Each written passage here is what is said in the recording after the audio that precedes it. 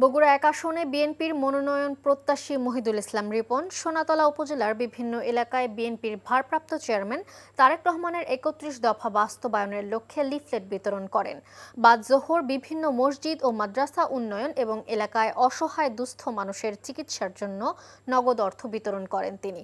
পরে ৩১ দফা বাস্তবায়নে লিফলেট বিতরণ করেন।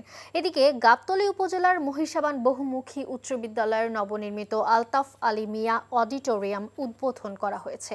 দুপুরে মহিষাবান বহুমুখী উচ্চ বিদ্যালয়ের ম্যানেজিং কমিটির সভাপতি মোহাম্মদ লিটনের সভাপতিত্বে উদ্বোধনী অনুষ্ঠানে প্রধান অতিথি ছিলেন বিএনপি চেয়ারপারসনের উপদেষ্টা হেলালুজ্জামান তালুকদার লালু। বান্ডেল থাকলে প্রতি সেনমানিতে টাকা বাঁচবে। বিকাশ সেনমানি বান্ডেল কিনে জিতুন প্রতি লেনদেনে।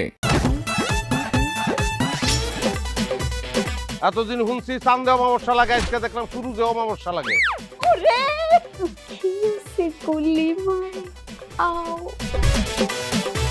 আপনার নামটা?